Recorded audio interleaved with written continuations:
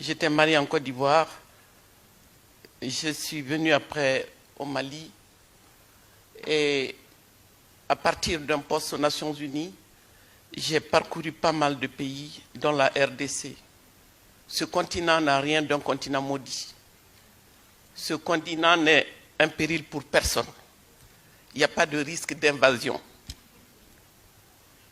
Ce continent a tout ce qu'il faut pour garantir la nourriture, la santé, l'éducation et à ces peuples.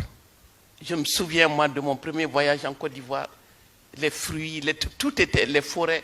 Et ceux qui connaissent l'Afrique savent que c'est les Afriques. Mais comment se fait-il que des ressortissants de ces différents pays se retrouvent tous comme un seul homme dans le désert, au Maroc, en Libye, en Méditerranée et ici, où on les regarde en chien de faïence? Comment? Est-ce que les 54 pays africains ont tous échoué? Est-ce que c'est tous des pays faillis? Est-ce qu'on est des maudits? Ou alors la race noire, on est inférieur, on ne sait pas se développer. C'est ce qu'on nous a dit dans le discours de Dakar. Moi, je me dis, il y a les questions fondamentales. La survie de l'humanité. Il ne s'agit pas que de l'Afrique, mesdames et messieurs. Il s'agit de la survie, de notre survie aujourd'hui.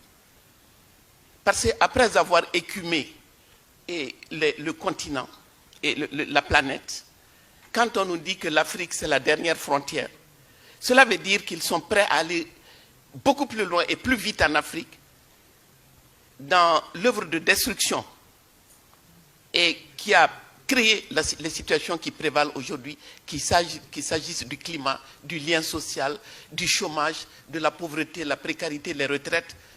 Ils sont déterminés à planétariser davantage ces solutions qui ne marchent pas. Alors pourquoi je dis que quand je me rends compte que mes initiatives citoyennes modestes, ce que vous dites, que nous avons essayé, mais nous sommes inaudibles. On est inaudibles parce que tout ce qui ne permet pas aux entreprises transnationales est de réaliser des retours jutés sur investissement. Et écoutez-moi bien, la guerre fait partie de ces investissements.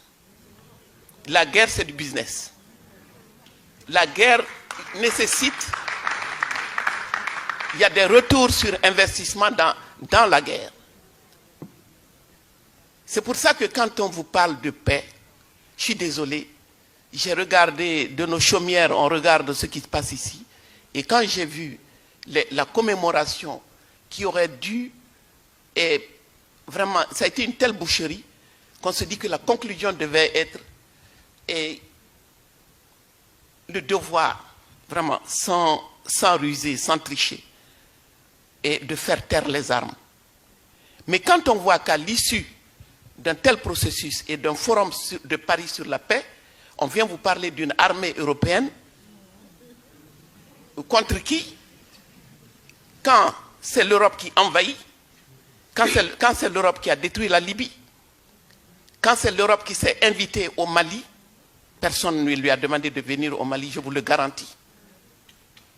On continue, on vous laisse entendre que Serval, c'était à la demande du président malien. Je vous dis non. Il y a un excellent documentaire. C'est David Poujada qui l'anime, où on voit comment est la décision. La France est au Conseil de sécurité quand même. La décision d'intervenir au Mali, en fait, était prise depuis 2010. Il fallait, face aux BRICS, la Chine, la Russie et il fallait absolument reprendre pied dans le précaré français. Et le Mali a servi de tremplin pour cette phase de la militarisation de la mondialisation. Parce qu'on est entré dans la phase de la militarisation de la mondialisation. Nous n'en avons pas les moyens. Nous n'en avons pas l'envie. Je déplore qu'un pays comme le mien soit obligé de consacrer 22% de son budget à l'armée.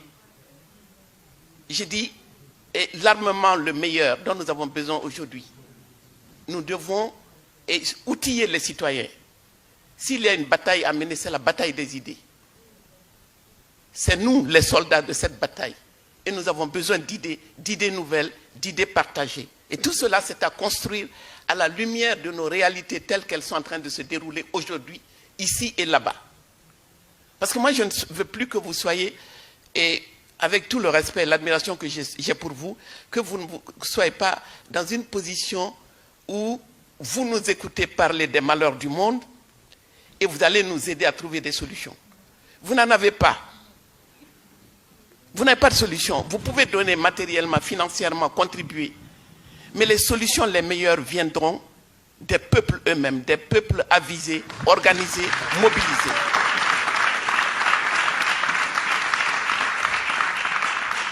Et ce que j'ai déploré, et je continue de déplorer, c'est l'instrumentalisation, d'abord la dépolitisation des peuples. La dépolitisation des peuples ici et là-bas.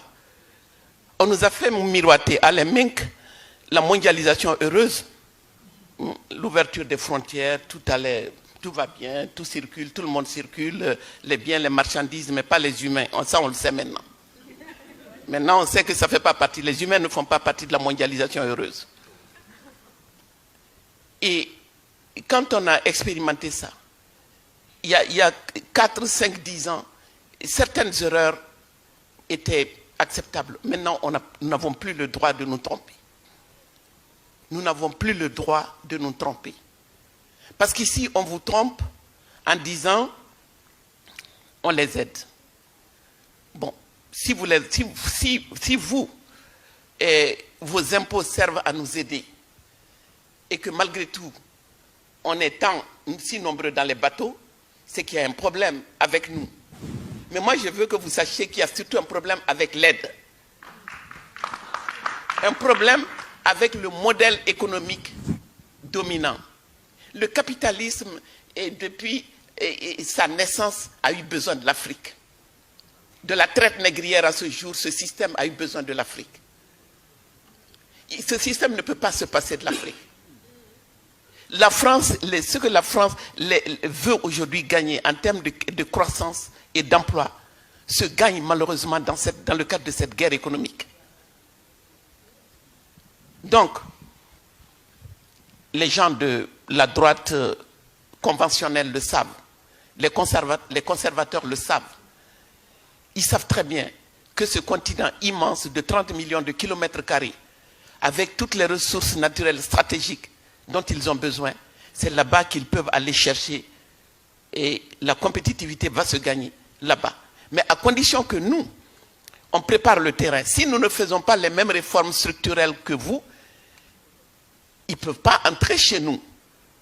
Donc il faut que les politiques d'ajustement structurel, que nos dirigeants mettent bien dans leur tête que tout ce qu'ils ont à faire, c'est de réformer. Et les mêmes réformes qu'on vous inflige aujourd'hui, dont vous ne voulez pas, on va nous les infliger à nous, mais tout passe comme une lettre à la poste, parce que personne ne comprend. La télévision, nos télévisions, c'est comme la mondialisation heureuse, c'est les télévisions du bonheur. On chante, on danse à longueur de journée. Et on s'est mis à faire des novellas, il faut voir, des histoires d'amour à l'eau de rose, et la dépigmentation, les cheveux longs, ongles longs, faux style, tout est faux. Tout est faux, mais parce que c'est comme cela, la dimension psychologique, le miroir qui nous a tendu. Nous ne sommes rien tant que nous ne sommes pas comme l'Europe, tant que nous ne faisons pas comme l'Europe, ni humainement, ni politiquement. Et humainement, les femmes sont les plus piégées.